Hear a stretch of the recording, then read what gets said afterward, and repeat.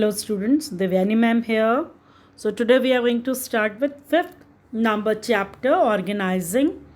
So organizing is the process of identifying and grouping the work to be performed, defining and delegating responsibility and authority, and establishing relationship for the purpose of enabling people to work most effectively together in accomplishing objective. Let's see what is the meaning of organizing. The very first thing, it is one of the element of management, and all the element of management, it's a process.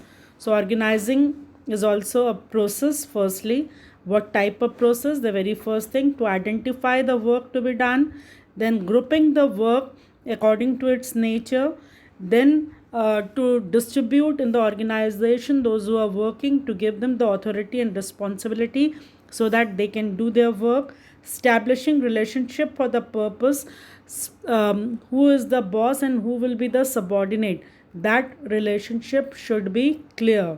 So moving towards the next one, organizing essentially implies a process which coordinates human efforts, assemble resources, and integrate both into a unified whole to be utilized for achieving specified objectives. Of course, it's a process which coordinate all possible resources, human resource, physical resource, even the financial resource. We are going to start with steps in the process of organizing. The very first one, identification and division of work.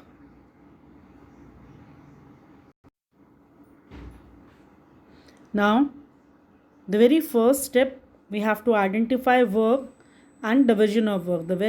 I just read it out. The first step in the process of organizing involve identifying and dividing the work that has to be done in accordance with previously determined plan. So we have already done organizing is the process of identifying. So identifying and then divide the work accordingly. Second one, departmentalization, that means dividing the work according to nature.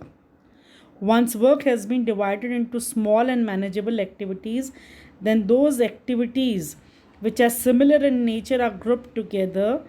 Such set facilitates specialization, and this grouping process is called departmentalization. So departments are created on several criterias are there, student, to create department. Over there example is given on the basis of territory. Say for example, Indian Railway is divided in on this basis only, in north, south, east, west, in that manner, territory wise, and even the product wise, pharmaceutical concern, textile, iron and steel, and in that manner also an organization can be divided.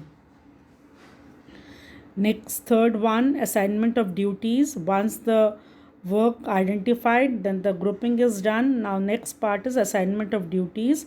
It is necessary to define the work of different job position and accordingly allocate work to various employees.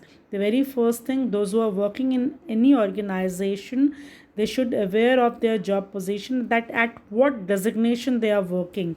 So once that is done, then to allocate the work to that particular individual according to his or her capacity or skill. Then the last one, establishing reporting relationship. So merely allocating work is not enough. Some definitely a reporting system should be there.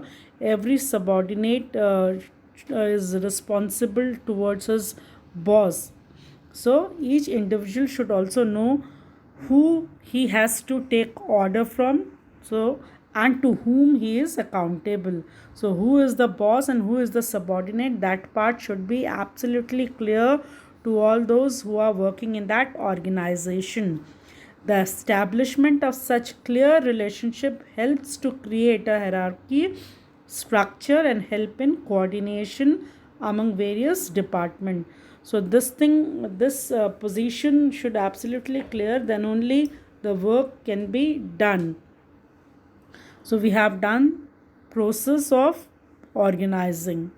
for the day. That's it, students. Thank you.